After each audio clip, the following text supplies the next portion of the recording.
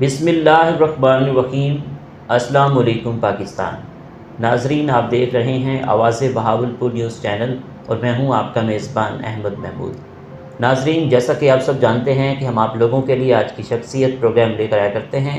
आज मैं आपको जिस शख्सियत का तारुफ़ करवाने जा रहा हूँ, आप किसी तारुफ़ के मोहताज नहीं हैं। डायनामिक पर्सनैलिटी हमारे साथ मौजूद है।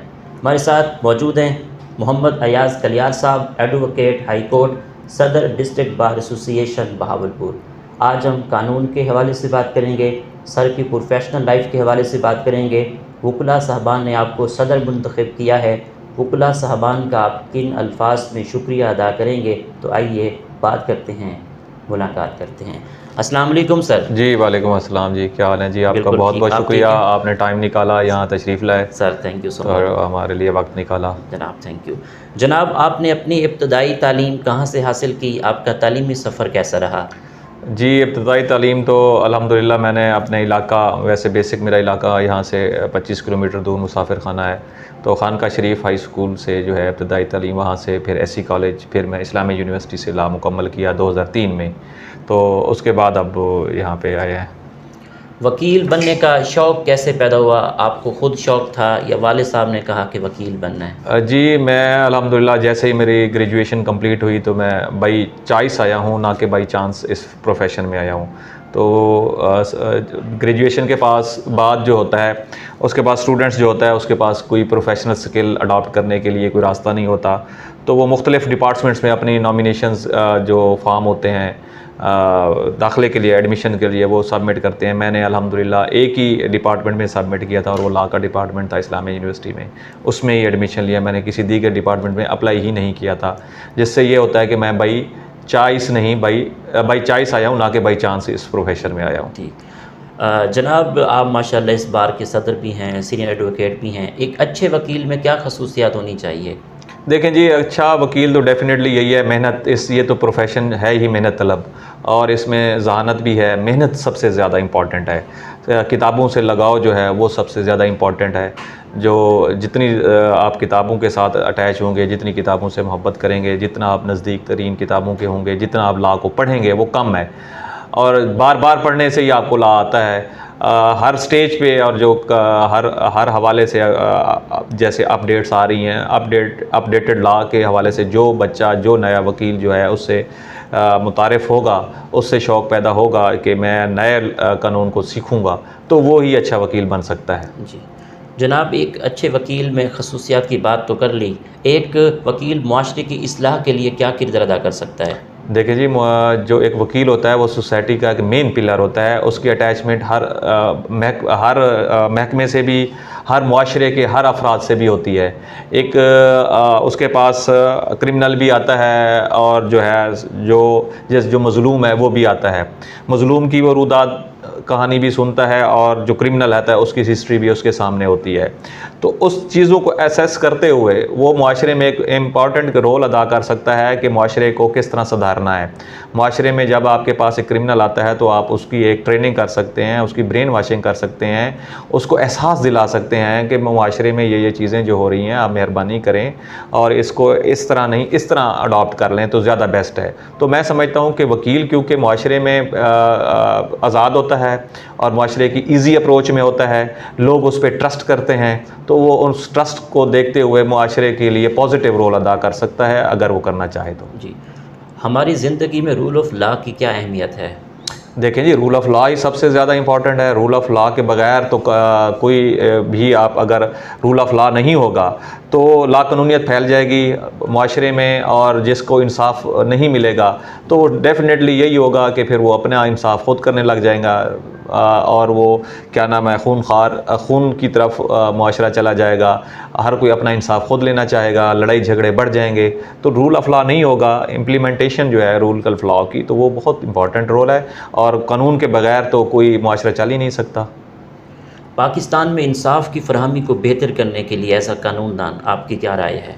देखिए जी, कानून तो मौजूद है, सिर्फ इम्प्लीमेंटेशन चाहिए सख्त किस्म की। वो इम्प्लीमेंटेशन जो माज़रत के साथ हमारी जो जुडिशल इंस्टीट्यूट्स हैं वो इस चीज़ को अभी इस बारे में उस हद तक नहीं जा रहे। तो जब तक इम्प्लीमेंटेशन सख्त नहीं होगी कानून की तो जो है ये लाकानूनियत बढ़ती रहेगी और लोगों में जो अदम इत्मादी की फ़िज़ा है वो बढ़ जाएगी। ख़ुद इत्माद होना चाहिए आम बंदे को जब यहाँ पे अपने आप को कानून के सामने पेश करता है, लॉ इन्फोर्सिंग एजेंसीज़ के पास आता है, कोर्ट में आता है, तो एक ट्रस्ट लेके आता है। वो ऐसा ट्रस्ट जो है उसका शेक होता जा रहा है। क्यों? क्योंकि जो तवक्कुआत जुडिशल ऑफिसर से हैं वो पूरी नहीं हो रही। तो हम समझते हैं कि जुडिशरी जो है अपना एक मेन पिलर है हमारा, उसके बगैर माशरा चल नहीं सकता। वो अकॉर्डिंग टू लॉ जो है अपना मेन किरदार अदा करे। जी सर, हाई कोर्ट और सुप्रीम कोर्ट के जजेस की तैनाती का जो तरीक़ाकार है वो किस तरह होना चाहिए, आपकी क्या तजवीज़ है? देखिए जी, वो कॉन्स्टिट्यूशन में दिया हुआ है 175 आर्टिकल में, तो वो इसमें कोई शक नहीं है कि वो उसमें उनकी कमेटी है, पहले जुडिशल कमीशन है, फिर पार्लियामेंट्री कमेटी है। दो प्रोसेस के थ्रू चल के जाते हैं। तो प्रोसेस तो ठीक है, इसमें प्रोसेस जो है बेहतरीन है, लेकिन प्रोसेस अडॉप्ट किस तरीके से किया जा रहा है वो तरीका गलत है। हमें इस पे कोई इतराज़ नहीं है कि जो 175 में आर्टिकल में दिया गया है कि अपॉइंटमेंट ऑफ जजेस of high court and supreme court, उस पर हमें कोई ऐसा नहीं है। कंपिटेंट जो लॉयर्स हैं उनको बिल्कुल आना चाहिए, आगे आना चाहिए, वो एलिवेट होने चाहिए और उनकी जो ग्रिप है लॉ पे वो माशाल्लाह बहुत अच्छी होती है। तो इसमें तो हमें कोई ऐसा नहीं है, लेकिन देखें कि वो मेलाफाइडी ना हो, बदनीयती पे मबनी ना हो, नाअहल बंदे मुकर्रर ना करें। तो ये दोनों जुडिशल कमीशन है, उसके बाद पार्लिमानी कमेटी है, तो वो इस हवाले से इन चीज़ों को थ्रैश आउट वो कर सकते हैं इजीली, अच्छे तरीके से एक बंदे का करैक्टर असेस करके ही एक जज को अपॉइंट करते हैं। तो मैं समझता हूँ इसमें कोई ऐसा नहीं है। पुराने वक्तों में भी वही जजेस थे जो इंसाफ की फराहमी दे रहे थे, उसी तरह अपॉइंट होके आए हैं, आज भी वही अपॉइंटमेंट है। जी, वकुला साहबान ने आपको सदर मुंतखब किया है, वकुला साहबान का आप किन अल्फाज में शुक्रिया अदा करेंगे? देखिए जी, अल्हम्दुलिल्लाह वकुला साहबान ने मुझे अच्छे मैंडेट से इंतखाब में मुझे कामयाबी दिलवाई है। तो वकीलों का बहुत शुक्रगुज़ार हैं। वकीलों ने मुझ पे ट्रस्ट किया है और उनका ट्रस्ट लेवल अल्हम्दुलिल्लाह आज तक शेक नहीं हुआ। आइंदा भी कोशिश करेंगे। मैं साबिक़ा दौर में भी जो है बतौर जनरल सेक्रेटरी डिस्ट्रिक्ट बार रह चुका हूँ, general secretary high court bar रह चुका हूँ। तो पहले भी ट्रस्ट लेवल था, अब भी ट्रस्ट लेवल इंशाल्लाह इंक्रीज़ करेंगे, मज़ीद इसमें बेहतरी आएगी। तो वकला के जो मामलात हैं, जो मसाइल हैं, उनको अव्वलीन तरजीह पे हल करने की भी कोशिश करते हैं। इंसान की एफ़र्ट्स होती है, अकॉर्डिंग टू लॉ जो भी उनका राइट बनता है उसको हक़ दिलवाने की कोशिश कर रहे हैं और करेंगे भी सही। जी, आपकी हल्फ़ बर्दारी की तकरीब में किन किन शख्सियात ने शिरकत की? जी, हमारी हल्फ़ बर्दारी की तकरीब में उस वक्त यहाँ पे हमारे सीनियर जज साहब थे, जस्टिस मुज़म्मिल अख्तर शबीर साहब, वो तशरीफ़ लाए थे। जस्टिस सादिक महमूद खरम साहब हमारे भावलपुर के हैं, वो थे। जस्टिस मोहम्मद वहीद खान साहब थे और जस्टिस आसिम हफीज़ साहब थे। ये 4 जस्टिस बेंच यहाँ मौजूद थे। तो वो चारों जो है आए थे, हमारे हल्फ़ बर्दारी की तकरीब को ग्रेस किया था। और सीनियर जज जो है मुज़म्मिल अख्तर शबीर साहब थे। ठीक, आप हाई कोर्ट के सेक्रेटरी भी रह चुके हैं, डिस्ट्रिक्ट बार एसोसिएशन भावलपुर के भी सेक्रेटरी रह चुके हैं, आप सदर हैं, तो आपने वकुला के लिए क्या इस्लाहात कराई? देखिए जी, उस वक्त हाई कोर्ट में तो हमने उस वक्त रिफ़्रेशर कोर्स उनको इंट्रोड्यूस कराया था और फ़र्स्ट टाइम हिस्ट्री में ऐसा हुआ कि हमने उनको जुडिशल एकेडमी इस्लामाबाद एक रिफ़्रेशर कोर्स के लिए हमारा एक बैच गया था। तो वहाँ वो करके आया और हमने न्यू यंग लॉयर्स के लिए वहाँ पे बारों में उनके लिए वोकेशनल कोर्स भी मुतारिफ़ करवाए। वो अल्हम्दुलिल्लाह बाद में भी होते रहे हैं। तो उनके लिए यंग लॉयर्स के लिए यही है कि रूल ऑफ लॉ के लिए हमने उनके जो है ना ट्रेनिंग्स करवाते रहे हैं। ठीक हो गया। इन फ्यूचर इस बार को लेकर आपके क्या प्लान्स हैं, क्या डेवलपमेंट करवाने का इरादा रखते हैं? जी, डेवलपमेंट हमने मैं समझता हूँ कि जनूबी पंजाब में तो फ़र्स्ट टाइम और पूरे पंजाब में फ़र्स्ट टाइम ऐसा हो रहा है। लाहौर हाई कोर्ट और लाहौर बार के अलावा फ़र्स्ट टाइम बहावलपुर बार ने यहाँ पे जो हमारा आइंदा इलेक्शन है बार का, वो थ्रू बायोमेट्रिक हो रहा है, EVM। इलेक्ट्रिक वोटिंग मशीन के ज़रिए। वो हमने अपना सिस्टम परचेज़ कर लिया, सॉफ्टवेयर परचेज़ कर लिया और हमारी अल्हम्दुलिल्लाह तकरीबन 70% वकला रजिस्टर्ड भी हो चुके हैं।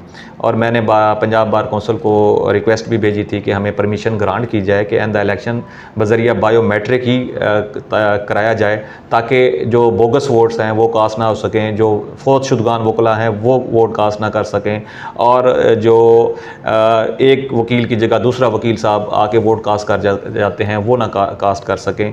उस चीज़ को रोकने के लिए मैंने अल्हम्दुलिल्लाह, और हमारा फिल वक्त जो है ना, फिल फॉर पोलिंग स्टेशन ख़त्म होने के बाद रिज़ल्ट भी बर वक्त आ सके, उसके लिए हमने EVM मशीन अपनी परचेज़ कर ली है और हमारा यहाँ पे सिस्टम भी चल रहा है, लोग रजिस्टर्ड भी हो रहे हैं और तकरीबन 70% हो चुके हैं।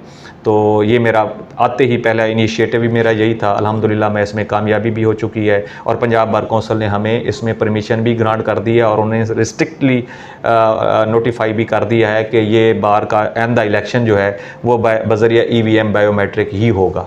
ठीक, यंग वकला के लिए आप क्या सोच रहे हैं? यंग वकला देखें जो नए आ रहे हैं, अल्हम्दुलिल्लाह मैंने देखा है कि यंग वकला पढ़ने वाले हैं, उनका IT के साथ बड़ी अटैचमेंट है, जो पुराने वकील हैं उनकी नहीं है। तो वो इजीली उनके पास हर चीज़ अप्रोचेबल है, जिस तरह मोबाइल का है उसमें भी है। IT के साथ उनका वास्ता बहुत अच्छा है। मैं समझता हूँ कि वो बज़रिया IT और ज़हीन लोग आ रहे हैं, बच्चे इंटेलिजेंट हैं, इंटेलेक्चुअल हैं और वो लॉ को समझ रहे हैं। और वो भी अल्हम्दुलिल्लाह मैं समझता हूँ कि बाई चॉइस आ रहे हैं, बाई चांस नहीं आ रहे। तो बाई चॉइस आ रहे हैं और वो जो है ना, उनका जो यहाँ पे आने के बाद उनका जो माइंड है और उनकी जो तवज्जो है वो इस तरफ है। वो हम समझते हैं कि इंशाल्लाह उसमें हमारे जुडिशल ऑफिसर भी इंशाल्लाह अच्छे निकलेंगे और जुडिशरी की तरफ भी बच्चे जाएंगे और प्रोसिक्यूशन में भी, और उनके बहुत ब्राइट चांसेस हैं उन बच्चों के। ठीक, आपकी नज़र में कामयाबी क्या है? कामयाबी हमारी नज़र में मेहनत और जहानत तो हर किसी के पास होती है, किसी के पास नहीं होती, लेकिन मेहनत जो ज़्यादा करता है वो कामयाब हो जाता है। हमने यहाँ पे लाइब्रेरी देखे, हमारी अप टू डेट होगी लाइब्रेरी भी, इसको देख लें। मैंने पहले दिन भी यही, मैंने अपने इंडक्शन सेरेमनी में पहले दिन कहा था कि मेरे पास वकला साहबान आगे इस लाइब्रेरी से बुक्स अपनी तलब करें। अगर उनको यहाँ पे new up to date book available नहीं होती तो उसको इंशाल्लाह अगर बहावलपुर में अवेलेबल है तो 1 घंटे के अंदर उसको बुक प्रोवाइड कर दी जाएगी। अगर नहीं होगी तो मैं फिल फॉर लाहौर से मंगवा के दूंगा। और मैंने आते ही जितनी मिसिंग बुक्स थी, वो रिसाले थे, वो सारे अप टू डेट किए हैं, नई बुक्स परचेज़ की हैं। और मैं बड़े बावसूख से ज़रा से कह सकता हूँ कि तकरीबन 20-25 साल तक इतनी बुक्स परचेज़ नहीं हुई होंगी जितनी मैंने की हैं। और मेरा चैलेंज आज भी मौजूद है, जो भी बच्चा आए, जो भी वकला साहबान आएँ, अगर उसको बुक यहाँ पे नहीं मिलती तो इंशाल्लाह मेरा वही स्टेटमेंट कायम व दायम है, मैं देने को तैयार हूँ। एक वकील को केस की तैयारी किस तरह करनी चाहिए, इस बारे में क्या कहना चाहेंगे? देखिए जी, केस जैसे ही आता है उसके पास तो साफ ज़ाहिर है उसने अपना ब्रीफ तैयार करना है, उसके फैक्ट्स देखने हैं, उसके रेलिवेंट लॉ को वो देखेगा, तो उसके बाद ही वो आगे फॉलो कर सकता है कि रेलिवेंट लॉ कौन सा है, रेलिवेंट प्रोविजन कौन सी है, क्या ये जो केस आया है ये अकॉर्डिंग टू लॉ है भी सही या नहीं। फिर उसको अपनी ब्रीफ मेन है उस पर वो ब्रीफ फैक्ट्स बनाएगा तो फिर फॉरवर्ड हो सकता है। आपको टूरिज़म का कितना शौक़ है? पाकिस्तान के कौन कौन से शहर अच्छे लगते हैं? आपका पसंदीदा शहर कौन सा है? देखें जी, जब से प्रोफेशन में है टूरिज़म तो सीधी सी बात है कि ना होने के बराबर रह गई है। साल में हमें 1 महीना छुट्टी होती है, वो भी ना होने के बराबर। तो वो भी उसमें हमें सीधी सी बात है 2-4 दिन 5 दिन अवेलेबल होते हैं, वो उसमें दोस्तों के साथ जाते हैं, ऐसा कोई नहीं है। तो पुरसुकून जो शहर है वो मैंने जो है ना इस्लामाबाद को पाया है। इस्लामाबाद पुरसुकून भी है और साफ़ सुथरा भी है, फ़िज़ा के हिसाब से भी एटमॉस्फेयर उसका बहुत अच्छा है। तो उसमें तो बाकी चीज़ें नादरन एरियाज़ में तो गए हैं, कलाम तक गए हैं, माहूडंड झील में भी, वो तो फिर सैफुल मलूक झील भी, तो चीज़ें तो देखी हैं, लेकिन वो चीज़ें साफ ज़ाहिर है नज़ारे के साथ किसको प्यार नहीं होता। तो ये हमारी पाकिस्तान की ब्यूटी है, उसको देखना चाहिए। जी, आपको खानों में क्या क्या पसंद है? आपकी पसंदीदा डिश कौन सी है? खाने स्पेसिफ़िक तो कोई नहीं है, मेरे घर वाले भी मुझे यही कहते हैं कि भाई आपकी कोई पसंदीदा, जो पका हो अल्हम्दुलिल्लाह खा लेते हैं। अदरवाइज़ जो दोस्तों के साथ बाहर जाते हैं तो ज़्यादा होटलिंग में करनी पड़ती है, तो उसमें मटन ही ज़्यादा अवेलेबल होता है, तो वो प्रेफर करते हैं। जी, आखिर में सुनने वालों को, देखने वालों को, वकला बरादरी को एज अ सदर डिस्ट्रिक्ट बार एसोसिएशन बहावलपुर आपका क्या मैसेज है? जी, मेरा मैसेज सब दोस्तों के लिए यही है, सब मेहमानों के लिए जो मुझे समाअत फरमा रहे हैं कि जो यूनिटी और ईमानदारी वो फ़ॉरएवर है। अगर ईमानदारी करेंगे, आप ये फ़िल वक्त तो सोच सकते हैं कि यार ये मुझे पे नहीं कर रही, लेकिन लॉन्ग रन जब देखेंगे तो अल्हम्दुलिल्लाह वो आपको रीपे करती है। तो ईमानदारी के साथ चलें, अकॉर्डिंग टू लॉ चलें, अकॉर्डिंग टू रूल्स चलें। हम अल्हम्दुलिल्लाह मुसलमान हैं, अकॉर्डिंग टू इस्लाम के मुताबिक अगर ज़िंदगी गुजारेंगे, जितनी आसाइशें हम अपनी कम रखेंगे, उतनी आराम से ज़िंदगी गुजार सकते हैं। जी, बहुत शुक्रिया। बहुत शुक्रिया, थैंक यू। जी तो नाज़रीन, आपने आज की शख्सियत प्रोग्राम सुना। एक नए प्रोग्राम में मुलाकात होगी, तब तक अल्लाह हाफिज़, अल्लाह निगहबान, पाकिस्तान जिंदाबाद।